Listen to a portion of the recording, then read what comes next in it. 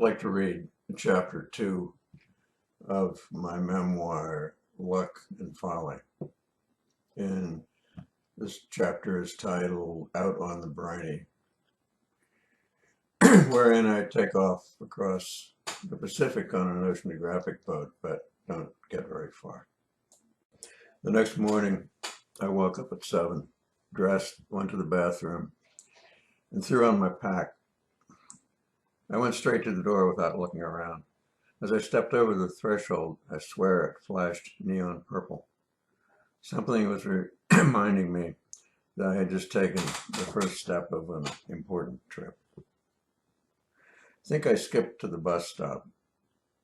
Everything was behind me. 11 years of college, 3 undistinguished degrees, fear of the draft, 1 marriage, all commitments and responsibilities, and everyone I knew. In front of me was an attempt to live like a carefree 18-year-old as I entered my early 30s.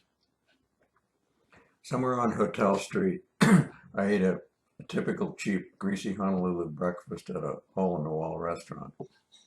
Eggs, rice, Portuguese sausage.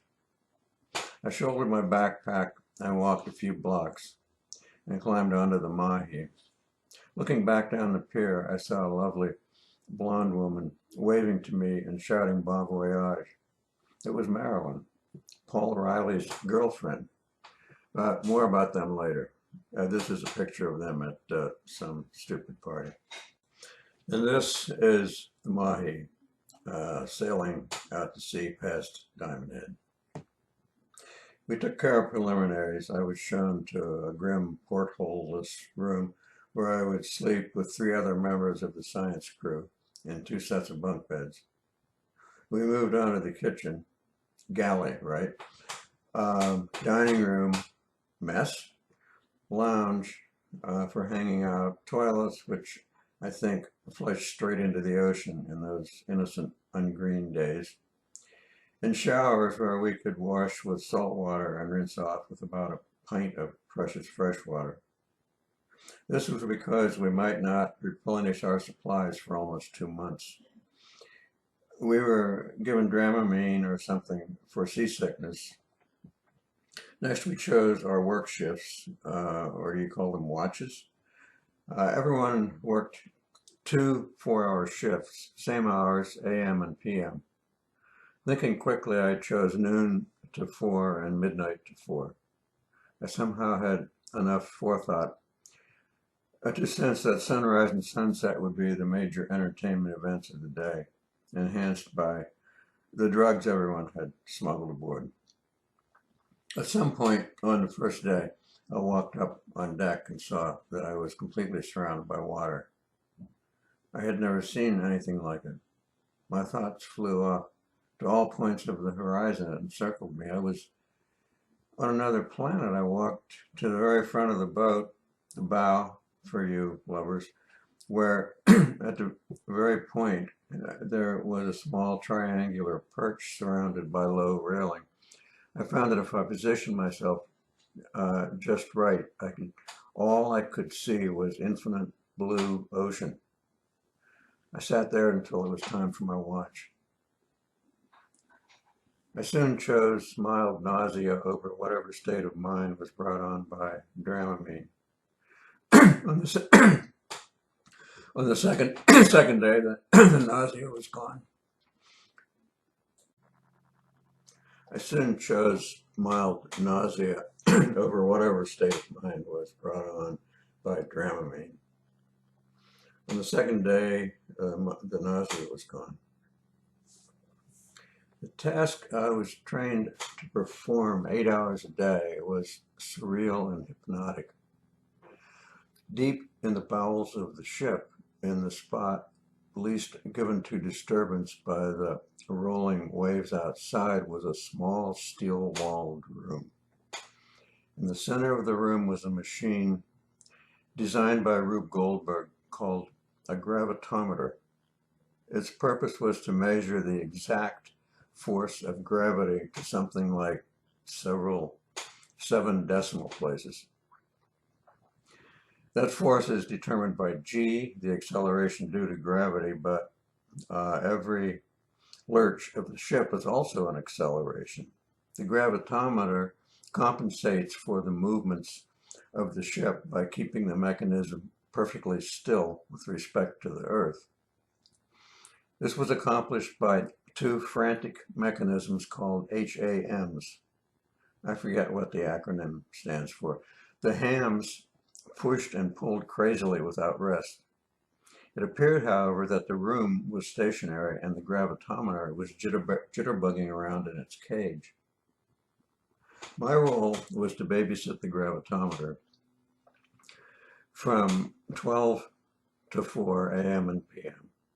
The most important part of the task was performed during high seas. If the boat's gyration became too wild, the hams would panic and tear the gravitometer to shreds. I couldn't simply hit a panic button. The hams had to be shut down by way of a 13-step process.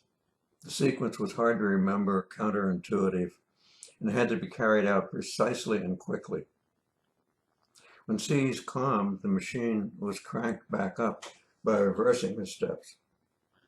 I did this maybe twice in 2 months and never fucked it up. The only other task was to take notes every 15 minutes on a continuous graph of gravity data that rolled out of the recorder in one corner of the room. Hour after hour, I sat on a stool in front of the graph, reading, smoking, always sober, usually straight. My job was boring, oddly meditative, and always surreal. I had one other chore that took about 2 hours a day, which I could do anytime. I had to pore over the depth graph and convert the graph points to numbers that could later be fed into a primitive computer back at the university. I would roll the graph out on the long dining table and hook the backs of my knees on the bench to stabilize myself enough to write legibly. One afternoon, I was crunching depth numbers in the dining room when I heard a wave of excited voices erupt from the lounge. I guessed correctly that the excitement was a reaction to the daily radio call from the University of Hawaii Department of Oceanography. The choice of the news transmitted was up to the department receptionist. I walked into the lounge and was asked, "Did you hear what Emmy said? We have stowaways." What? Someone came up to the office and said someone had kidnapped his wife and son and stowed them away on the Mahi. Couldn't quite catch the names. The wife was maybe Beryl? I didn't think much of it at first. We were now far enough away from Honolulu that the radio messages were fainter and harder to understand. Maybe they had heard it wrong. Then it hit me, like a falling safe in a cartoon. My hands shot out and I shouted, "Wait!" Everyone stopped jabbering and turned towards me. It's not Beryl, it's Carol or Holly and her son Judson. They aren't on board. I helped them sneak onto a midnight flight to Seattle the night before we sailed. The guy who reported a kidnapping to the department is Joe Mayer, and he's her ex-husband, not her husband.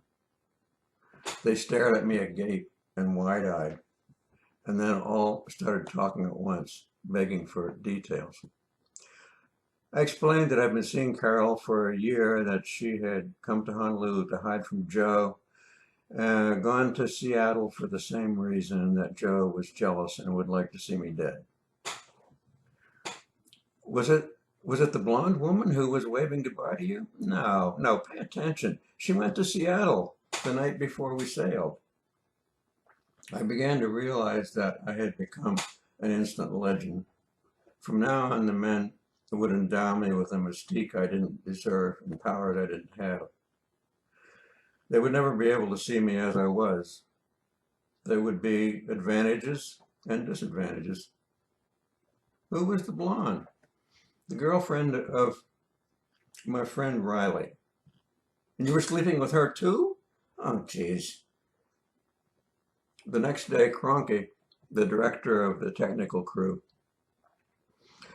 made an announcement. The ship's generator had died and we would be limping back to Honolulu using the small backup generator. We would spend several days there while the new generator was installed. It got worse. When we arrived, the police would search the ship for the stowaways. Therefore, we should throw all our drugs and paraphernalia in the ocean. And what? I would be arrested for kidnapping? I was the only one stupid enough to throw my stash overboard. By the time we finally pulled into Honolulu Harbor, I was a nervous wreck.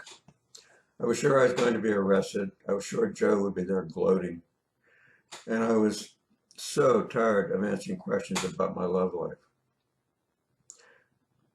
I was the last to leave the ship. The pier was empty. There was no one waiting to cuff me. I saw the last of the crew in the distance and sprinted after them, panting. I asked Cronky where the police were. Why wasn't the ship searched, and what happened to Joe and his kidnapping charges? Oh, they decided he was crazy and forgot about it. And half an ounce of Nepalese hash was sleeping with the fishes. We quickly made arrangements for those of us who no longer had housing in Honolulu to stay with those who did, and for where we would check into to find out when the mahi was ready to sail again. Being sailors in port, we also arranged a party. We would meet that evening for beers and poo-poos at the Kuhio Grill. The Kuhio was a venerable restaurant bar near campus. They served the best poo-poos in town, if you knew how much to tip the waitresses. The results ranged from tripe stew to shrimp tempura. I dropped my pack at the apartment of a crew member named Pazzi, and we crowded into his car to drive to the Kuhio. I felt relaxed and content as we walked along Wiley Avenue to the grill. Laughter and food aromas flowed toward us from the open door. I was about to step inside when I jumped back and grabbed Pazzi's arm, pulling him away from the door. Listen, I can't go in there. I'll explain later, but I have to get out of town until the mahi is fixed. I know where your key is. I'll pick up my pack later. Tell the others, okay? You guessed it. Joe was sitting just inside the door. If he had glanced up, he would have seen me. This just won't end. I ran to a payphone and called Karen. I knew she lived up in the mountains somewhere just this side of the Poly. It was the safest place I could think of. Karen was Fred's girlfriend. I had met her briefly just before she and Fred moved to the mainland. She'd come back to finish her degree or maybe to get away from Fred's drinking. It was never clear. When Fred left, he also left me his car to sell. It was an adorable white Nash Rambler convertible with red upholstery.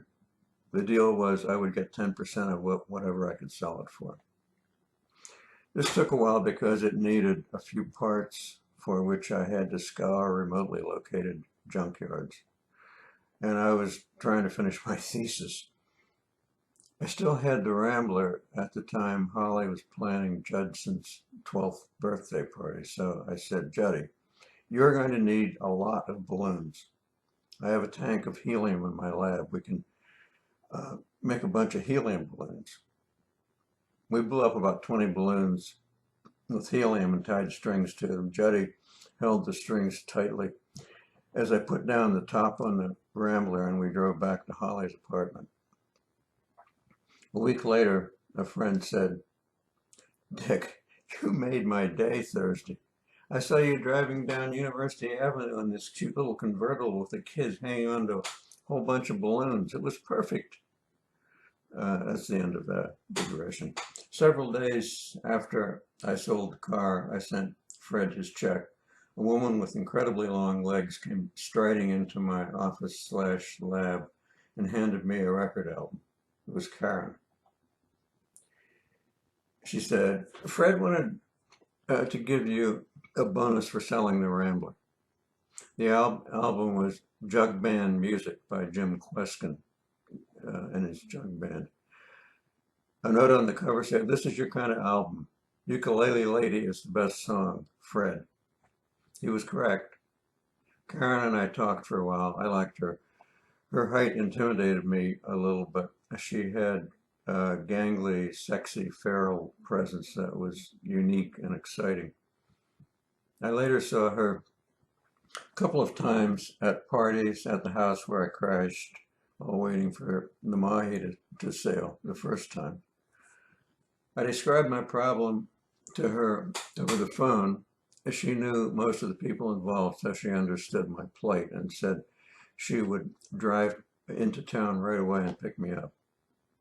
We met at a bar called Anna Bananas because I had never known Joe to drink there. We picked up my pack and went back to her apartment in the mountains. It was late and we talked a little. She got it that I was tired and gave me some bedding for the sofa. I went to sleep feeling safe. During the daytime, I explored a nearby stream Karen had recommended. It was jungly with swimming holes surrounded by tall papyrus reeds. I waded up and down the stream, swimming across the pools. I may have been naked and stoned, I don't remember. In the evenings, Karen and I sat on the sofa drinking wine. Once or twice there was a silence with a strange undertone I couldn't interpret. Several days after I left, I figured it out. Once again, I had missed the hints. I think it was the long legs and the fact that she was Fred's girlfriend that frightened me off. On the third day, I got word that the mahi was ready to ply the seas again, and Karen took me down to the pier. She waved goodbye as the boat pulled away from the dock. Was she the one? No, goddammit, she's in Seattle. Vagrant thoughts. At first, I thought I would change everyone's name except mine.